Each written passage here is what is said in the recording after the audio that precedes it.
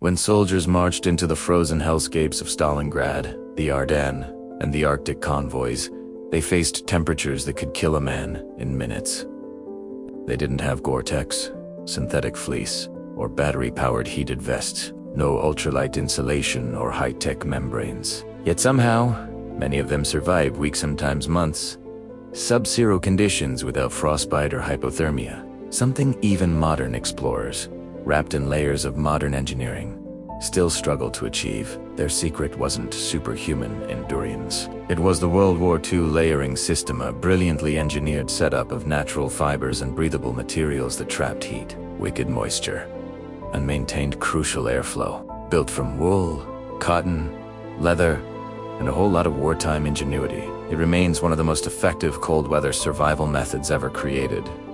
And the beauty of it is, anyone today can replicate it with simple, inexpensive materials. This system was born not out of comfort, but out of battlefield necessity. Early in the war, cold claimed more lives than bullets.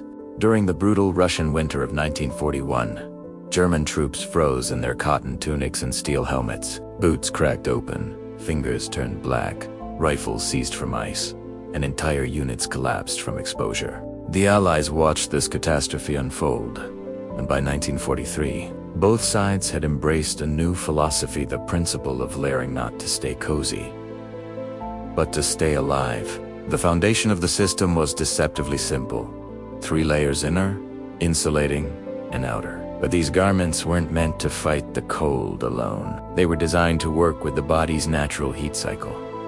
Wool was the heart of the system. It insulated even when soaked with sweat or snow. Soldiers wore long wool underwear that pulled moisture away from the skin, preventing the deadly chill that came when sweat froze during rest. Over that came a loose sweater or field shirt, trapping pockets of warm air while allowing vapor to escape. And the outer shell, usually waxed canvas or tightly woven cotton, wasn't fully waterproof on purpose. It was windproof and breathable, allowing moisture to leave instead of trapping it against the skin. Soldiers quickly learned that it was better to stay dry from within than sealed in an airtight coat that locked in sweat. It is why many modern hikers who rediscover this method still report staying warmer with wool and canvas than with full synthetic shells. The genius of the system was its use of air as insulation. Soldiers didn't they dressed loose. Each layer created a thin cushion of air warmed by the body, protected by the next layer. Crush the air, and you lose the insulation.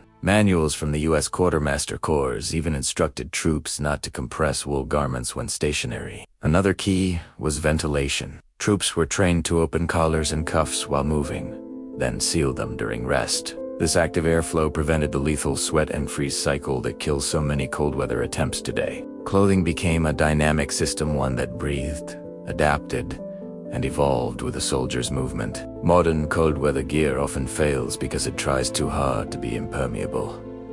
Waterproof membranes and tight insulation trap moisture inside. Works great for a quick walk. Deadly 4 hours of exertion. The World War II system accepted moisture as a reality and focused on letting it escape. Even footwear and gloves were engineered with surprising sophistication. Soldiers discovered that heat was lost fastest through the feet, not just from cold, but from trapped moisture. The solution was simple but brilliant: 2 layers of wool socks.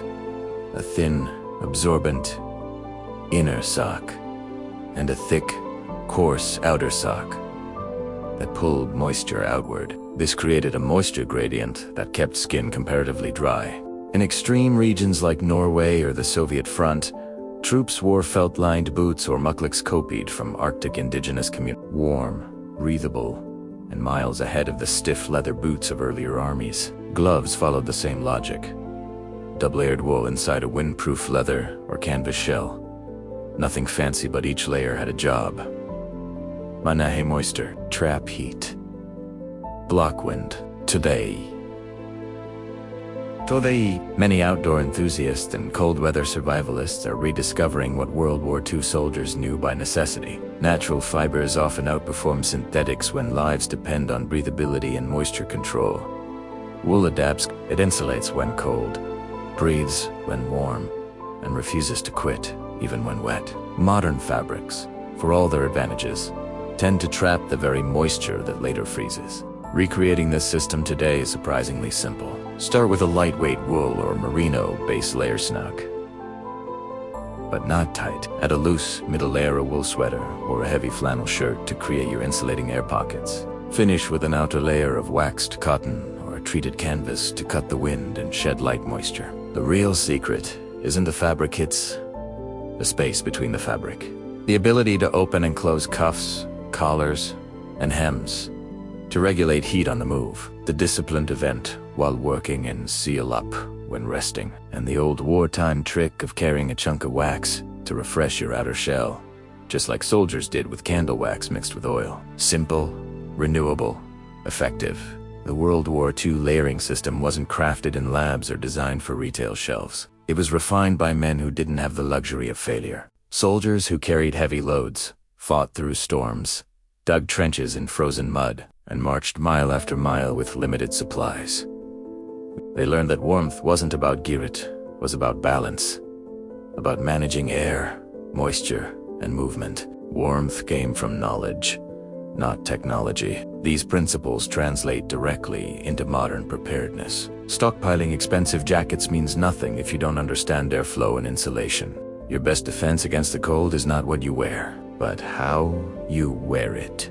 Even in the home, the same logic applies. Layered wool blankets, waxed cloth, and intentional air gaps can keep a person warm during a power outage, far better than a single thick blanket. The World War II layering system remains timeless proof that real survival wisdom never expires. It shows that simple materials arranged with intelligence can outperform modern gear that relies on technology instead of understanding. Soldiers survived the coldest winters on Earth with nothing more than wool, wax, canvas, and willpower. And those same principles still protect those smart enough to respect the balance between heat, air, and motion. If rediscovering this kind of forgotten ingenuity fascinates you, subscribe to In the Beginning. Share it with fellow history lovers and survival-minded friends, because the more we learn from the past, the better prepared we become, not just for the cold, but for any challenge that pushes the limits of human endurance.